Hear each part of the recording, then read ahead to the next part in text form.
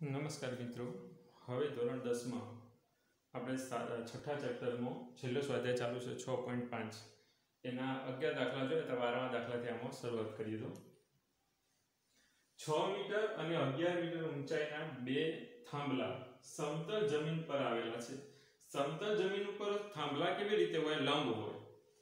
તો અહીંયા લખ્યું છે કે જો થાંભલાના નીચેના છેડા વચ્ચેનું અંતર 12 મીટર હોય તો એમના ઉપરના છેડા વચ્ચેનું અંતર કેટલું થાય? તો આપણે એક સમતલ જમીન દોરીએ દાખલા તરીકે। આ સમતલ જમીન એની અંદર એક થાંભલાની ઊંચાઈ 6 મીટર છે, માની લો કે અહીંયા 6 મીટર એટલે આટલું માપ થાય છે, અને બીજા થાંભલાની ઊંચાઈ છે 11 મીટર એટલે આટલું અંતર થાય છે। બીજા રંગથી આપણે બતાવીએ 11 મીટર।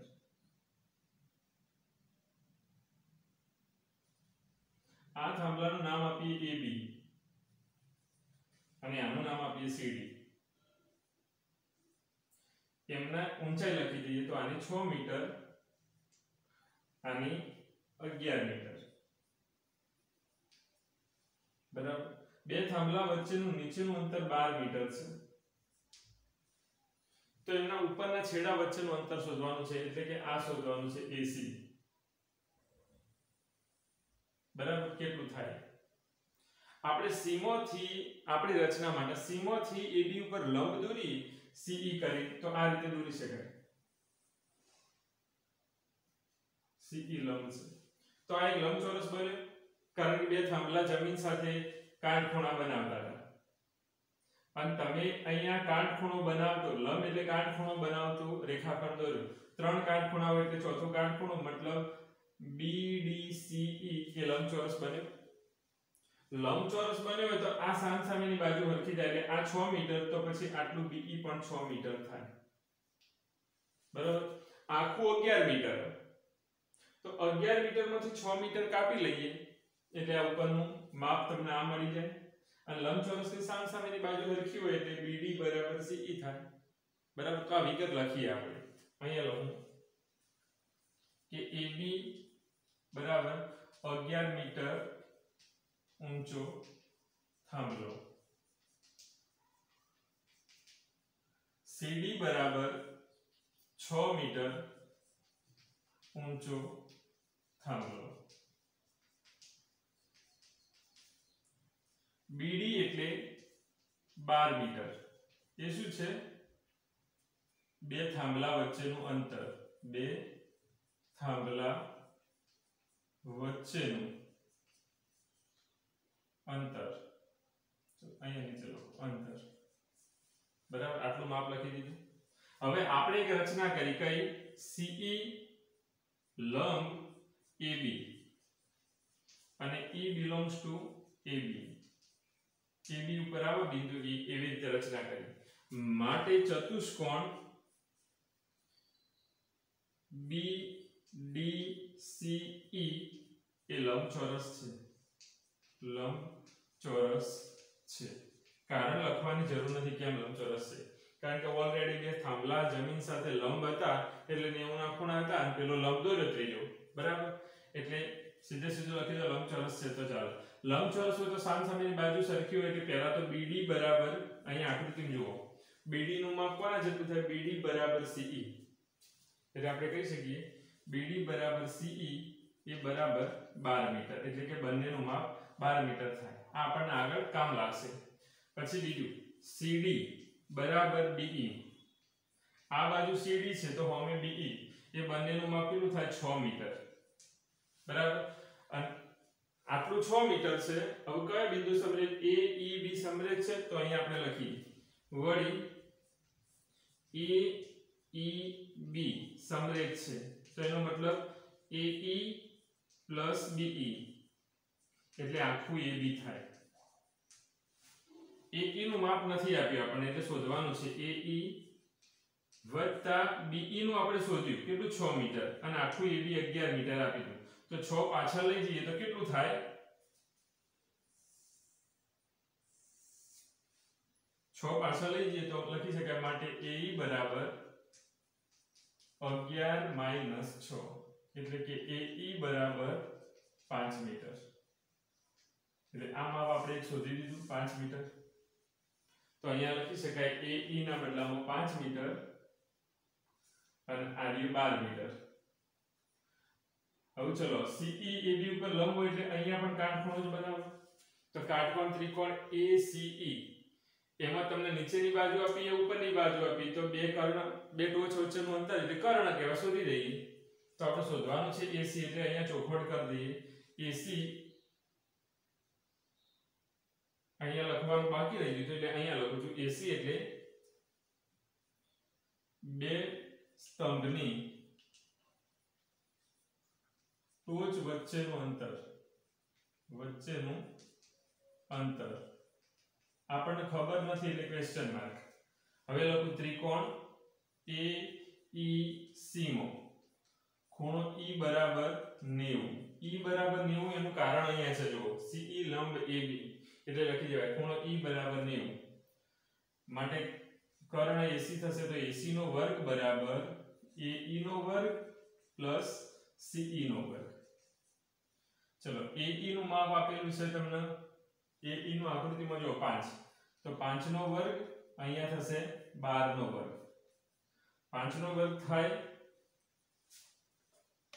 5 નો વર્ગ થશે 25 અને 12 નો વર્ગ થશે 144.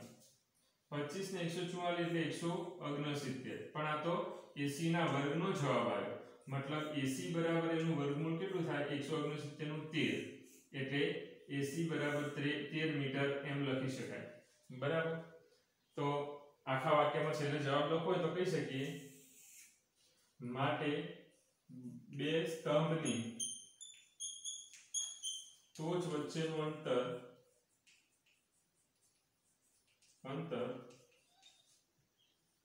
13 મીટર થાય. આ રીતે કમ્પ્લીટ જો તમે સમજીને આકૃતિ દોરો વ્યવસ્થિત લખો તો જવાબ સુધી પહોંચી શકાય.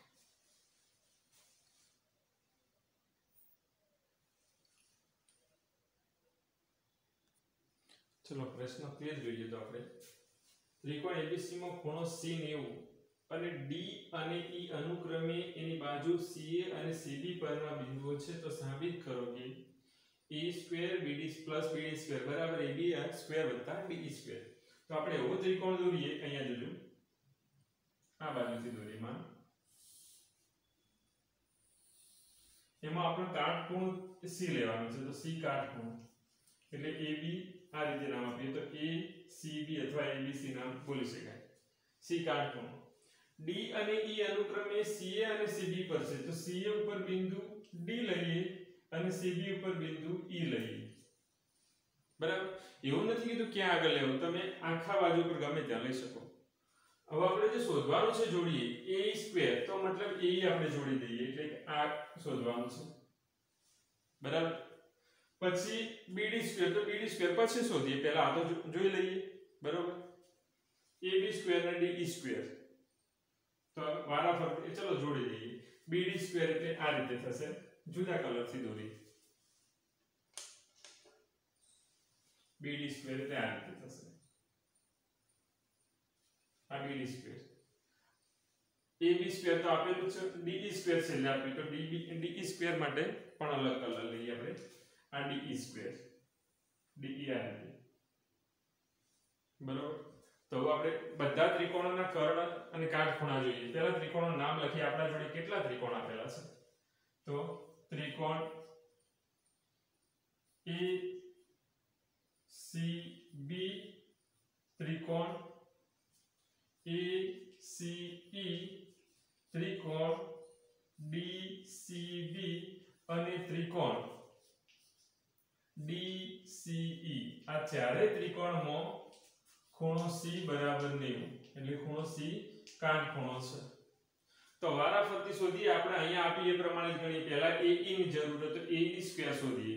તો અહીંયા શું થશે એક એક ત્રિકોણનું નામ લખીએ તો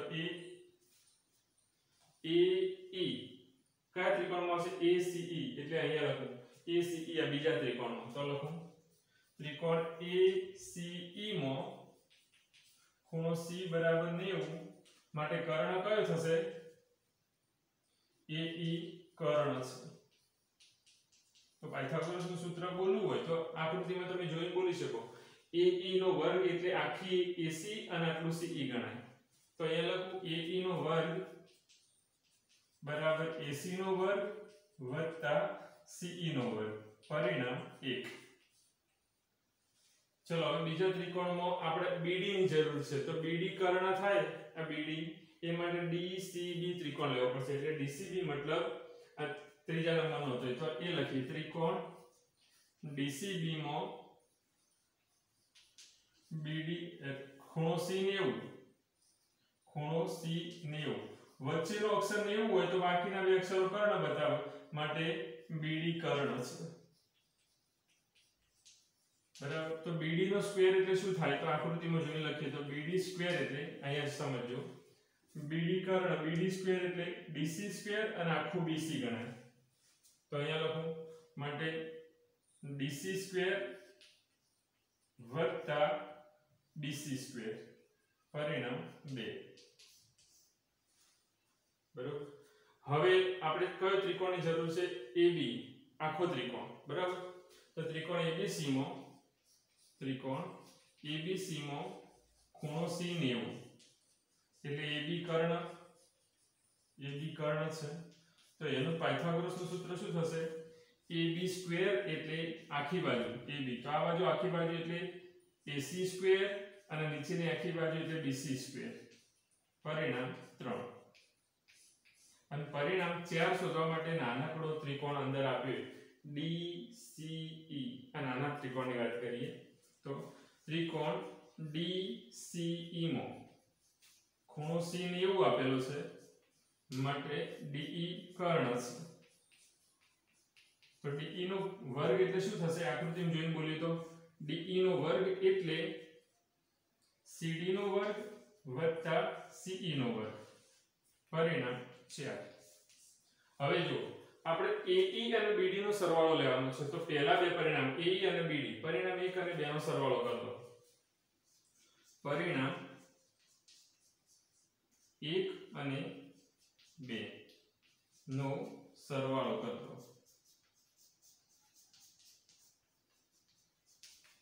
પરિણામ 1 અને 2 નો સરવાળો એટલે હું સરવાળો અહીંયા કરું. પરિણામ 1 શું આપી છે? AE સ્ક્વેર વત્તા 2 એટલે BD સ્ક્વેર. તો હવે આપણે એનો જવાબ લખીએ. AE સ્ક્વેર ના જવાબ કયા? AC સ્ક્વેર વત્તા CE સ્ક્વેર, અને બીજું BD સ્ક્વેર છે એના જવાબ કયા? તો DC અને BC, એટલે કે DC સ્ક્વેર વત્તા BC સ્ક્વેર. બરોબર. આપણે જવાબ લાવવાનો AB, તો AB નો જવાબ અહીંયા જોઈએ તો AC BC થાય. તો અહીંયા આપણે AC અને BC બે નજીક લખીએ એટલે ઓટોમેટિક બાકીના બે નજીક થઈ જશે. AC સ્ક્વેર વત્તા આ નજીક લઈએ એટલે BC સ્ક્વેર. તો હવે આ બે વધ્યા એટલે કે CE સ્ક્વેર વત્તા CD લખો અથવા DC લખો, CD સ્ક્વેર. ચાલો આગળ પાછળ અક્ષર હોય તો AC સ્ક્વેર અને BC સ્ક્વેર એટલે અહીંયા જુઓ શું થાય છે? પરિણામ 3 માં AC સ્ક્વેર અને BC સ્ક્વેર એટલે AB સ્ક્વેર, મતલબ આ બંનેના બદલામાં લખી શકાય AB સ્ક્વેર વત્તા આ બંનેના બદલામાં પરિણામ 4 માં જોઈએ CD અને CE, તો DE લખાય. CD અને CE એટલે DE સ્ક્વેર. આપણને શું માંગ્યું લાવવાનું? AE સ્ક્વેર અને BD સ્ક્વેર નો સરવાળો AB અને DE ના જેટલો થવો જોઈએ. તો આ બંનેનો સરવાળો એના જેટલો થઈ જાય એટલે અહીંયા રાઇડર પૂરી. આ રાઇડર આમ જોવા જઈએ તો સૌથી સહેલામાં સહેલી રાઇડર ગણાય, કારણ કે 4 ત્રિકોણ આપે ને ચારે ચારમાં પાયથાગોરસના સૂત્ર આધારિત બનાવવાના છે. પાયથાગોરસનું સૂત્ર બનાવીએ પછી માગે એ પ્રમાણે સરવાળો કરી એટલે બાકીના બે આવી જાય. એકદમ સહેલી રાઇડર છે, તૈયાર કરજો. ચલો પ્રશ્ન 14 જોઈએ તો એમાંથી ત્રિકોણ ABC ની બાજુ BC પર દોરેલો લંબ BC ને D માં છેદે છે. તો ચલો આ ત્રિકોણ ABC એમાંથી BC પર દોરેલો લંબ BC ને D માં છેદે છે. પછી કે BD એવી રીતે છેદે છે કે જેથી BD આનું માપ 3 CD ના 3 ગણા કરીએ એટલું થાય છે. 1 મિનિટ ખાલી આપણે આકૃતિમાં થોડું ચેન્જ કરી દઈએ કારણ કે BD માપ મોટું રાખવાનું છે એટલે. ચલો આકૃતિ આપણને આ રીતે આપી છે કે BD નું માપ CD ના 3 ગણા કરીએ એટલું થાય. તો 2AB સ્ક્વેર અને 2AC સ્ક્વેર, 2AB સ્ક્વેર બરાબર 2AC સ્ક્વેર વત્તા BC સ્ક્વેર, BC સ્ક્વેર 1 અને 2AC સ્ક્વેર એનો સરવાળો કરી એટલે 2ab² થાય એવું શોધવાનું છે. આપણે શોધીએ. પહેલા આપણને એક વસ્તુ આપેલી છે ને શરત, એના ઉપરથી આપણે ગણતરી કરીએ. તો અહીંયા જોઈએ કે db બરાબર 3cd આ રકમ આપણને આપેલું છે એટલે પક્ષ કહેવાય. હવે નીચેનો કયો બિંદુ સમરેખ છે? જો BDC સમરેખ છે એટલે આ રીતે લખી BDC સમરેખ છે. તો સરવાળો કરીએ આપણે તો BD વત્તા CD, BD વત્તા CD એટલે આખું BC થાય. BD લખો અથવા DB લખો, આગળ પાછળ લખો ચાલે, બરાબર. તો અહીંયા હું DB લખી દઉં એટલે અક્ષરો આગળ પાછળ લખું કે DB વત્તા CD બેનો સરવાળો આખું BC થાય. DB ની જગ્યાએ તમને 3CD આપેલું છે, અહીંયા માપ મૂકી દે શું થાય 3CD વત્તા CD બરાબર BC. મતલબ 3CD અને 1CD એટલે 4CD બરાબર BC. આ આપણને આગળ કામ લાગશે એટલે હાલ પૂરતું આ રીતે મૂકી દઈએ અથવા પરિણામ આપીએ, પરિણામ 1 બરાબર.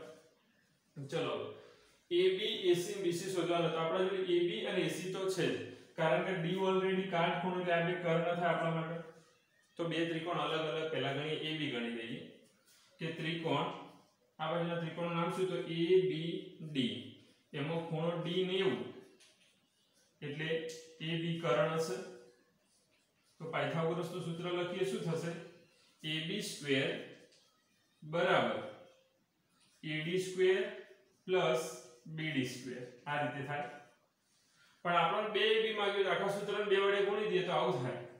માટે 2AB² બરાબર 2AD² વત્તા 2BD². આમ પરિણામ 1 આપીએ આપણે આટલા.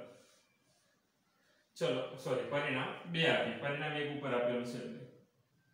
પછી પેલી બાજુનો ત્રિકોણ લઈ આકૃતિમાં, તો એનું નામ ADC. તો અહીંયા હું લખું ત્રિકોણ ADC. એમાં ખૂણો D 90 તો AC કર્ણ છે. પાયથાગોરસનું સૂત્ર એના માટે લખીએ તો શું થાય? માટે AC² એટલે AD² વત્તા CD². ચલો AC પણ તમે આ રકમમાં જુઓ, 2 AC માંગેલું છે એટલે આખા સૂત્રને 2 વડે ગુણીએ તો શું થશે? અહીંયા 2AC² બરાબર 2AD² પ્લસ 2CD². પરિણામ 3. આપણે જો AC આ બાજુ લાવો તો બાદબાકી થાય, આ AC વાળું સ્ટેપ આ બાજુ લાવો તો બાદબાકી થાય. તો AB અને AC ની બાદબાકી લઈએ એટલે પાછળ લઈ જઈને પ્લસ કરતો ફાવો આપણને, એટલા માટે. તો પરિણામ અહીંયા લખું પરિણામ 2 અને 3 ની બાદબાકી લેતો, પરિણામ 2 અને 3 ની બાદબાકી લેતો. પરિણામ 2 માં શું આપ્યું છે? 2AB² એટલે અહીંયા લખું 2AB² માઈનસ પરિણામ 3 માં આપ્યું છે 2AC². તો એના જવાબની બાદબાકી આપણે કરીએ તો 2AB² નો જવાબ 2AD² 2AD² પ્લસ જોઈએ 2AD² પ્લસ 2BD² માઈનસ પછી આ કૌંસમાં લખવું પડે કારણ કે માઈનસ ચિહ્ન આવ્યું એટલે. તો અહીંયા હું લખું 2AD² પ્લસ 2CD². જગ્યા નથી એટલે નીચે લખ્યું. ચલો અહીંયા સાદુરૂપ આપીએ તો આગળનું એમને એમ લખીએ 2AB² ઓછા 2AC². અહીંયા કૌંસ છોડી દઈએ પાછળનું તો શું થાય? 2AD² plus 2BD² minus 2AD² અને આ પણ ચિહ્ન બદલાઈ જશે એટલે માઈનસ 2CD². 2AD² માંથી 2AD² ઉડી જાય તો અહીંયા શું રહેશે? 2BD² minus 2CD². ઓકે, આગળનું એમને એમ રાખીએ 2AB² માઈનસ 2AC². હવે ચલો BD ની કિંમત આપણે મૂકીએ. રકમમાં તમને આપી દીધું DB અથવા BD એટલે 3CD થાય. DB બોલો અથવા BD બોલો, 3CD. તો અહીંયા લખીએ 2AB² માઈનસ 2AC² બરાબર 2 BD ના બદલામાં અહીંયા શું લખાશે? 3CD એટલે 3CD પણ આ તો BD ના બદલામાં લખ્યું, એનો સ્ક્વેર હતો એટલે એના ઉપર સ્ક્વેર તો રાખવો પડે. બે એમને એમ રાખ્યા, BD એમને એમ રાખીને એનો સ્ક્વેર કૌંસ ઉપર રાખ્યો માઈનસ 2CD². ચલો આનું સાદું રૂપ આપીએ તો 2 પહેલા આગળનું લખી દઈએ. ચલો 2AB² માઈનસ 2AC². 2 એમને આનો વર્ગ કરીએ તો બંને સંખ્યાનો વર્ગ કરવો પડે એટલે 3 નો CD નો 3 નો વર્ગ થશે 9 અને CD નો વર્ગ થશે આ રીતે CD વર્ગ, એટલે કૌંસ ઉપરથી બંનેનો વર્ગ અંદર આવી ગયો 9CD વર્ગ ઓછા 2CD વર્ગ. અહીંયા 9 નો 2 નો ગુણાકાર કરીએ તો શું થાય, આગળ સ્ટેપ લઈએ. 2AB² માઈનસ 2AC² બરાબર 9 દુ 18CD² માઈનસ 2CD². ચલો 18 માંથી 2 જાય તો 16 વધે, તો આ રીતે લખીએ 2AB² માઈનસ 2AC² બરાબર 16CD². ચલો અહીંયા લખું, થોડી જગ્યા ઓછી છે આ કારણે. 2AB² આપણે આગળ રાખવાનું બરાબર, બીજું પાછળ લખવાનું, તો આ રીતે લખાય. માટે 2AB² બરાબર આ AC² પાછળ જાય તો પ્લસ થઈ જાય એટલે કે 2AC² પ્લસ અહીંયા શું 16CD². તો આપણે એનું વર્ગમૂળ લખવું હોય તો કૌંસ ઉપર વર્ગ લખીએ. કૌંસ જો આ અલગ અલગ વર્ગ છે, કૌંસ ઉપર વર્ગ લખીએ તો અંદર એનું વર્ગમૂળ લખવું પડે. તો આનું વર્ગમૂળ લખીએ 16 નું 4 થાય, CD ના વર્ગનું CD થાય એટલે કે 4CD. આ રીતે એનું વર્ગમૂળ બન્યું. હવે 4CD ની વેલ્યુ પરિણામ 1 માં જોવો, 4CD એટલે BC કહેવાય, તો એની જગ્યાએ BC મૂકી દે તો આપણો માંગેલો જવાબ તૈયાર. 2AB² બરાબર 2AC² પ્લસ 4CD ની જગ્યાએ BC આવે અને કૌંસ ઉપર વર્ગ હતો એટલે BC². તો તમને જે માંગ્યું હતું પરિણામ 2AB² બરાબર 2AC² વત્તા BC², તો આ મળી ગયું. ધ્યાન શું રાખવાનું તમારામાં, પહેલા તો આ BD ની કિંમત મૂકી અને BC બરાબર 4CD પરિણામ મૂકી દીધું. પછી તમને આ બે વર્ગ માંગ્યા AB² અને AC², તો કાટકોણ ત્રિકોણ આધારિત ગણી દીધા બે વર્ગ. બંને પરિણામને 2 વડે ગુણ્યા. આપણે થોડું સમજી લીધું કે ભાઈ AC² આ બાજુ છે, તો એનો મતલબ કે AB² અને AC² ની બાદબાકી લઈએ તો AC પાછળ જાય ત્યારે પ્લસ થાય ને, એટલે મેં પહેલા પરિણામ 1 અને 2 ની બાદબાકી લીધી, એના ઉપરથી આપણે ગણી શકીએ.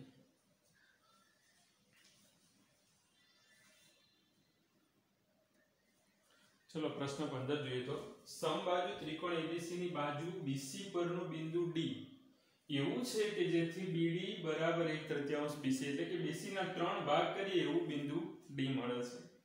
તો સાબિત કરો કે 9AD વર્ગ બરાબર 7AB વર્ગ. તો આપણે પહેલા સમબાજુ ત્રિકોણ દોરીએ. અહીંયા જોઈએ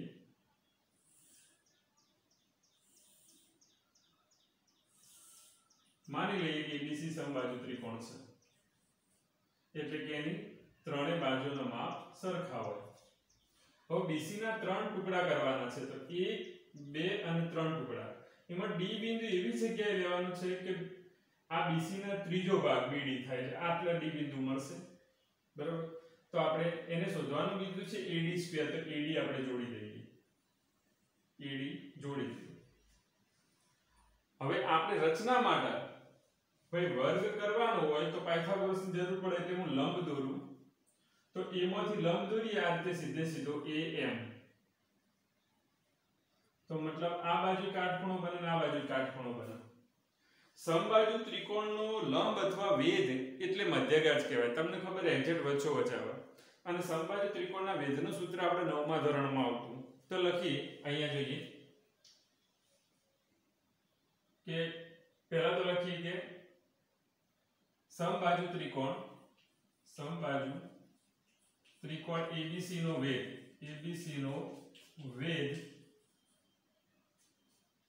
પછી પહેલા બાજુનું માપ ધારી લઈએ, પછી વેધનું માપ શોધીએ. સમબાજુ ત્રિકોણ ABC માં AB બરાબર BC બરાબર AC એટલે કે ત્રણે ત્રણ બાજુ સરખી થાય અને બધાનું માપ x ધારતો બરાબર. હવે લખીએ બીજો ટોપિક, સમબાજુ ત્રિકોણ ABC નો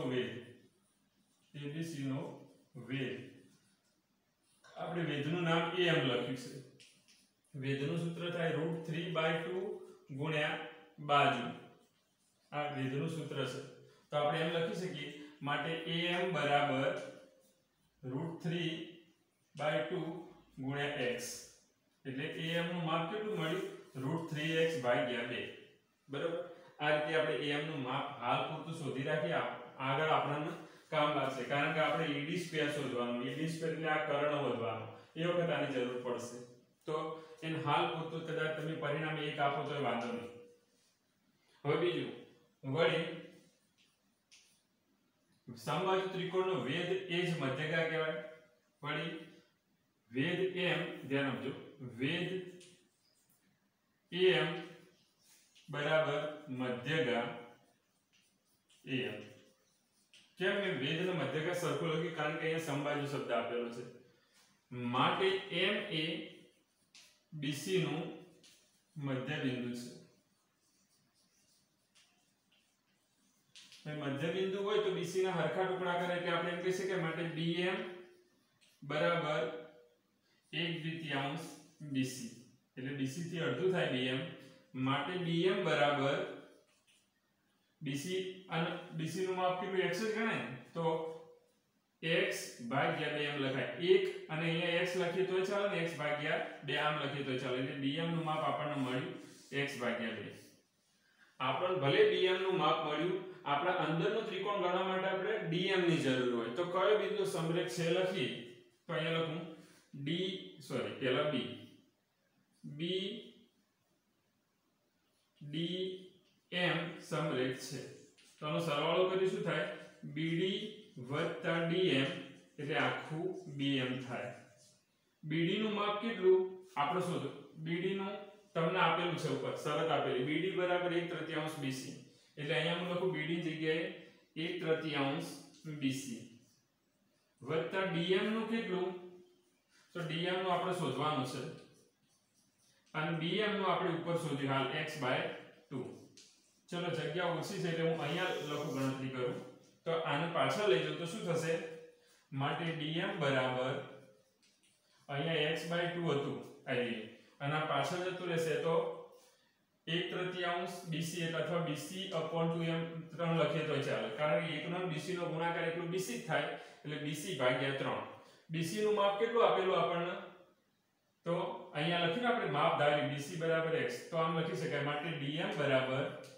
x/2 માઈનસ BC ની જગ્યાએ x લખી એટલે x/3 આનો લસા લઈએ તો આવું થાય જોજો DM બરાબર લસા 6 3 વડે અહીંયા ગુણાય એટલે 3x માઈનસ 2 વડે અહીંયા ગુણાય એટલે 2x માટે DM બરાબર 3x માંથી 2x જાય તો x ભાગ્યા 6 એટલે કે આ DM નું માપ આવ્યું આપણે બોક્સ બનાવી મૂકીએ ને માપ આપણને કામ લાગે એટલા માટે મૂક્યું આ પરિણામ 1 મૂક્યું ને અહીંયા પરિણામ 2 આપ્યું બરાબર હવે આ ત્રિકોણમાં આપણે લંબ દોર્યો એટલે કહી શકીએ કે ત્રિકોણ AMD માં ખૂણો M બરાબર 90 અને AD કર્ણ છે તો પાયથાગોરસના સૂત્ર પ્રમાણે શું થશે AD નો વર્ગ બરાબર AM નો વર્ગ વત્તા DM નો વર્ગ અહીંયા તમે સમજી શકો છો AD કર્ણ હોય તો AM નો વર્ગ અને DM નો વર્ગ બરાબર એનું માપ તમને શોધવાનું તો AD ભલે એમના એમ રહ્યું આ બાજુ લખીએ AD². AM નું માપ આપણે શોધ્યું છે આગળ અહીંયા જુઓ √3x ભાગ્યા 2 તો અહીંયા હું લખું √3x ભાગ્યા 2 ચલો નીચે જગ્યા ઓછી એટલે આખી ગણતરી આપણે ઉપર જ કરીએ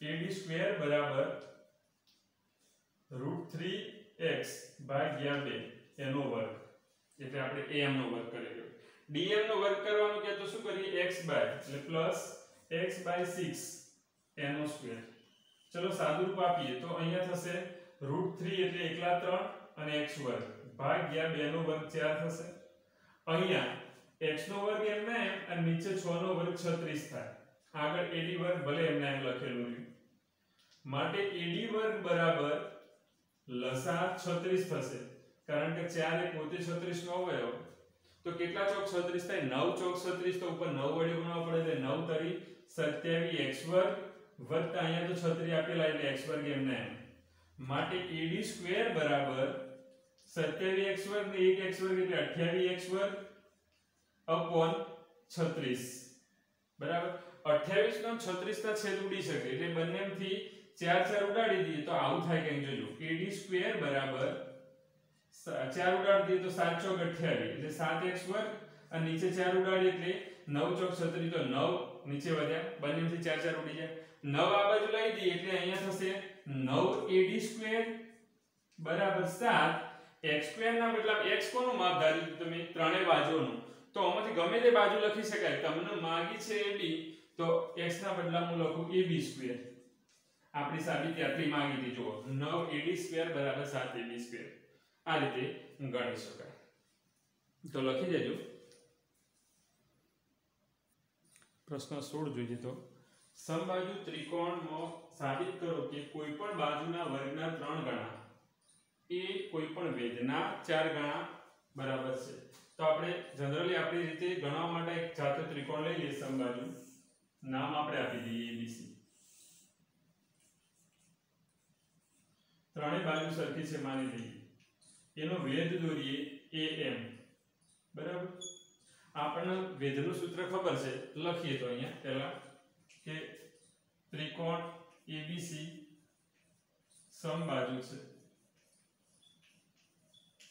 સમબાજુ છે એનો મતલબ કે ab bc અને ac ત્રણ સરખી છે અને am તેનો વેધ છે ભલે મેં am દોર્યો કદાચ તમાર bd કે cn ગમે તે તમે દોરી શકો મેં એક વેધ દોર્યો તો વેધનું સૂત્ર આપણને ખબર છે સમબાજુ ત્રિકોણ નો વેધ બરાબર સૂત્ર શું થાય √3/2 ગુણ્યા બાજુ આ સૂત્ર લખીએ તો અહીંયા આપણે વેધ કયો આપેલો તો am તો અહીંયા √3/2 ગુણ્યા બાજુ કઈ હતી ગમે તે બાજુ લઈએ ચલો bc લઈએ તમે ab ac ગમે તે બાજુ લખી શકો કારણ કે ત્રણેય બાજુ તો ઓલરેડી હરખી છે આપણે બાજુના વર્ગના 3 ગણા કરવાના તો બાજુ કરતા બનાવવો છે તો આ બાજુ લઈ દઈએ આ બાકીનું તો અહીંયા આવે તો શું થાય 2/√3 ગુણ્યા am બરાબર bc એટલે bc અહીંયા વધીને આ બાજુ તરત વ્યસ્ત થઈ જાય બાજુનો વર્ગ કરવાનો હોય તો આ બાજુ વર્ગ કરવો પડે તો અહીંયા વર્ગ થશે એટલે આવું થશે 2 નો વર્ગ 6 નીચે √3 નો વર્ગ એકલા 3 અહીંયા am વર્ગ બરાબર bc વર્ગ ચલો 3 ને ત્યાં લઈ જઈએ તો શું થાય 4am વર્ગ બરાબર 3 ત્યાં જતો એટલે કે 3bc વર્ગ આ રીતે થાય તો એને આપણને શું માંગ્યું હતું અહીંયા જુઓ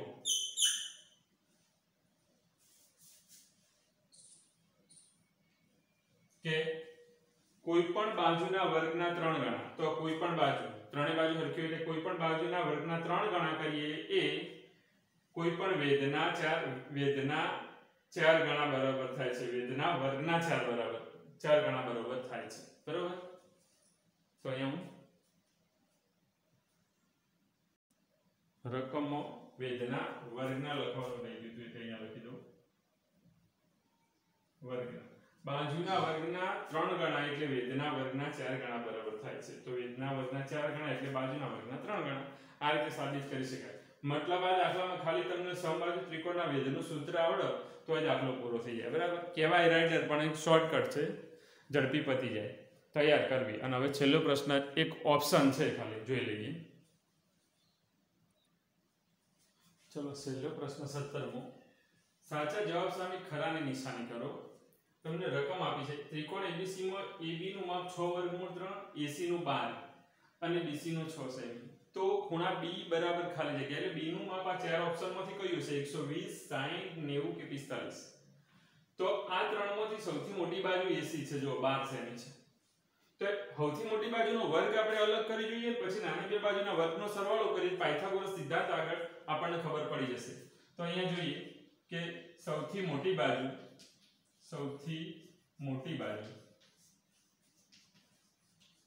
AC નો વર્ગ એટલે કે 12 નો વર્ગ બરાબર 144 પરિણામ 1 આપી દઈએ નાની બે બાજુના વર્ગોનો સરવાળો બાકીની બે બાજુઓના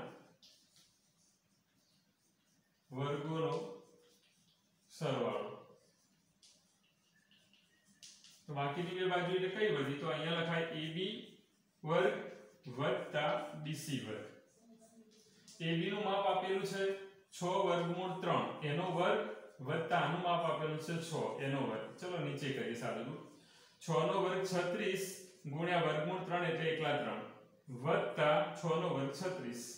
તો અહીંયા જોઈએ તો 36 તરી 108 વત્તા 36 108 ને 36 એટલે 144. પરિણામ 2. પરિણામ 1 અને 2 સરખો આવ્યો તો કહી શકાય પરિણામ 1 અને 2 પરથી પરિણામ 1 અને 2 પરથી કે AC વર્ગ બરાબર AB વર્ગ વત્તા BC વર્ગ છે. તો પાયથાગોરસના પ્રતિપ્રમેય અનુસાર આ કર્ણ છે તો કર્ણનો સામેનો ખૂણો કાટખૂણો હોય તો લખીએ પાયથાગોરસના પ્રતિપ્રમેય મુજબ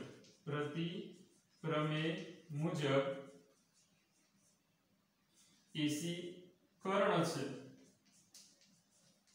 માટે ખૂણો B બરાબર 90 એટલે કે કાટખૂણો છે.